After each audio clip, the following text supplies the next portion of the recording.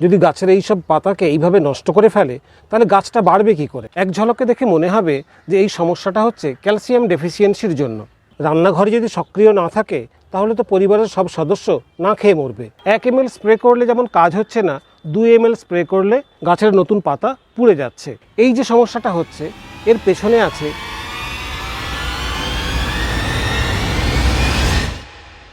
নমস্কার বন্ধুরা, রাজ গার্ডেন্সে আপনাদেরকে স্বাগত।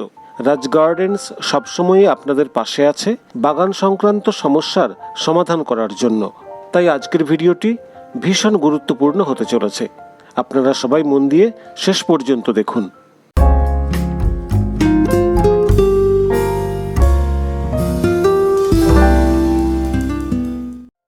দীর্ঘ প্রতীক্ষার পর যখন আম গাছে নতুন পাতা বেরোতে শুরু করে, একজন বাগানির কাছে সেটা যে কত বড় আনন্দের বিষয় তা ভাষায় প্রকাশ করা যায় না।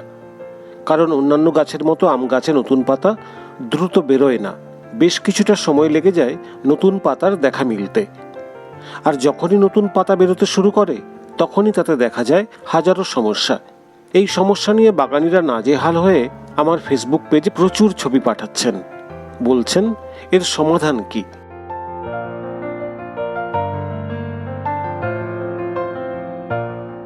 বড় ভিডিওর পাশাপাশি আমার চ্যানেলে বাগান সংক্রান্ত বেশ কিছু গুরুত্বপূর্ণ শর্ট ভিডিও আছে এবং নিয়মিত ছোট ছোট ভিডিও পোস্ট করে চলেছি।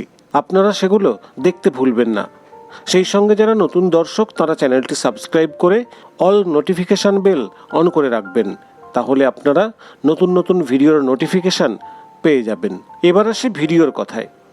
লেবু গাছে যখন নতুন পাতা বেরোয় তখন লিফ মাইনারের আক্রমণ খুব দেখা যায় এবং লিফ মাইনার পাতার রস খেয়ে নতুন পাতাকে একেবারে কুঁকড়ে ফেলে।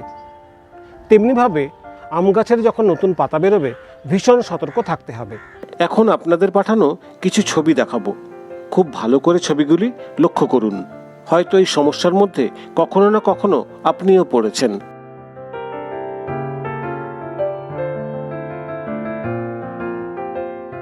এছাড়া কিছু পাতায় এমন লক্ষণও ফুটে উঠতে পারে। দেখুন নতুন পাতাগুলো কিভাবে কুঁকড়ে গুটিয়ে গেছে। এই ডালটি দেখুন, পত্রমুকুলগুলো ঠিকমতো পাতায় পরিণত হচ্ছে না। এই পাতাগুলো দেখতে পাচ্ছেন যে গঠনটা সম্পূর্ণ হয়নি। এক ঝলক দেখে মনে হবে এটি ক্যালসিয়াম ডেফিসিয়েন্সির কারণে হয়েছে, কারণ ক্যালসিয়াম ডেফিসিয়েন্সি গাছের নতুন পাতাতে প্রথম ফুটে ওঠে এবং পাতাগুলো নষ্ট হয়ে ঠিক এই রকম আকার আকৃতি নেয়। কিন্তু আজকে যেসব আক্রান্ত পাতা দেখালাম এগুলো কোনোটাই কিন্তু ক্যালসিয়ামের অভাবে হয়নি। এর পিছনে রয়েছে অন্য কারণ। পাতার পেছনে লুকিয়ে আছে অচেনা এক ভিলেন। এই যে সমস্যাটা হচ্ছে এর পেছনে আছে এক ধরনের অতি ক্ষুদ্র শোষক পোকা, যেটাকে আমরা খালি চোখে খুব ভালোভাবে লক্ষ্য না করলে দেখতেই পাবো না। গাছের মধ্যেই যেহেতু এদের জীবনচক্র, তাই এরা প্রচুর সংখ্যায় বংশবৃদ্ধি করে এবং কচি পাতার রস শুষে খেয়ে একেবারে নষ্ট করে ফেলে। ফলে গাছের গ্রোথ একেবারে থেমে যায় এবং পাতাগুলো দেখতে এই রকম হয়ে ওঠে। পাতার পিছনে লুকিয়ে থাকা এই রকম অতি ক্ষুদ্রাকার শোষক পোকা আমাদের সেইভাবে নজরেই আসে না, তাই আমরা কোনো ব্যবস্থাও নিই না, আর তখনই হয়ে যায় সব থেকে বড় ক্ষতি।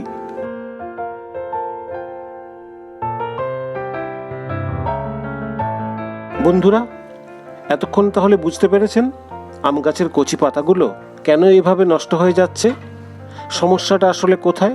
এবার তাহলে জেনে নিই এই সমস্যা থেকে মুক্তির উপায় কি। একটা কথা মাথায় রাখবেন, শোষক পোকার আক্রমণে বিকৃত হয়ে যাওয়া পাতা আর কোনোভাবেই ঠিক হবে না। তাই প্রথমে আক্রান্ত অংশগুলি এইভাবে কেটে দিতে হবে, তবে প্রয়োজন বুঝে, যাতে নতুন পাতা বেরোতে কোনো সমস্যা না হয়। তারপর প্রয়োগ করতে হবে কীটনাশক। কীটনাশক প্রয়োগ করতে হবে বলে বাড়িতে যে কীটনাশক হাতের কাছে আছে সেগুলো কিন্তু স্প্রে করে দিলে হবে না। আমি ইমিডাক্লোরপিড এবং সাইপারমেথ্রিন গ্রুপের কীটনাশক প্রয়োগ করে দেখেছি। 1 ml ব্যবহার করলে তাতে যেমন কাজ হচ্ছে না, 2 ml ব্যবহার করলে গাছের নতুন পাতা পুড়ে যাচ্ছে। সেই জন্য আপনাদেরকে বলবো আপনারা জৈব কীটনাশক ব্যবহার করবেন। কাকা, থিটা বা নিম তেল এই ধরনের জৈব কীটনাশক আপনারা ব্যবহার করতে পারেন। আর এটা হচ্ছে আমার বাড়িতে তৈরি নিম কীটনাশক।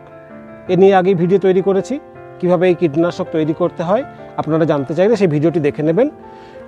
যদি নিম কীটনাশক ব্যবহার করেন তাহলে নেবেন 15 থেকে 20 ml, তার সঙ্গে 1 চা চামচ শ্যাম্পু মিশিয়ে নেবেন, 1 লিটার জলে ভালো করে মিশিয়ে আম গাছের নতুন পাতায় ভালো করে স্প্রে করতে হবে।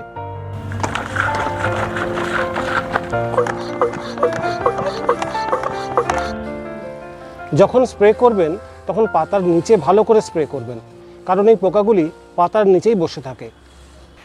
এই যে স্প্রেটা করছি এটা আপনারা করবেন সপ্তাহে 2 দিন, পরপর 2 দিন করবেন না, 2-3 দিন ছাড়াও 2 দিন করবেন এবং ততদিন করবেন যতদিন গাছের পাতাগুলো এরকম পুরনো না হয়ে যাচ্ছে। অর্থাৎ পুরনো হয়ে গেলে আর এই শোষক পোকাগুলো পাতার কোনো ক্ষতি করতে পারবে না। আরেকটা পদ্ধতি আছে, সেটা হচ্ছে ইয়েলো স্টিকি প্যাড। তা নিয়ে আমি আগে ভিডিও তৈরি করেছি, আপনারা সেটা দেখে নেবেন। সেই ইয়েলো স্টিকি প্যাড যদি গাছের সামনে ঝুলিয়ে দেওয়া যায় তাহলে সাদামাছি এবং এই ধরনের ছোট ছোট শোষক পোকা খুব সহজেই সেই ফাঁদে ধরা পড়বে। এই যে পাতাগুলো দেখতে পাচ্ছেন এগুলোতে ওই শোষক পোকার আক্রমণ হয়েছিল। বেশ কয়েকবার স্প্রে করার পর পোকা দূর হয়েছে, পাতাগুলো সুন্দর হয়ে গেছে।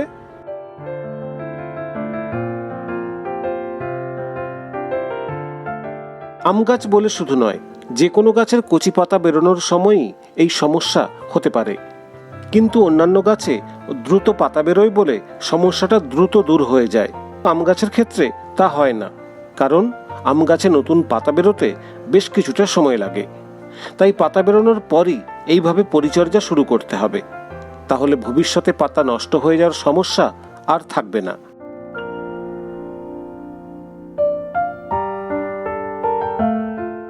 ভিডিওটি সবাই লাইক এবং শেয়ার করবেন, ফলো করবেন রাজ গার্ডেন্সের ফেসবুক পেজ।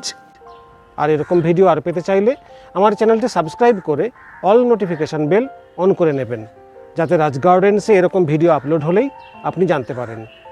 নমস্কার।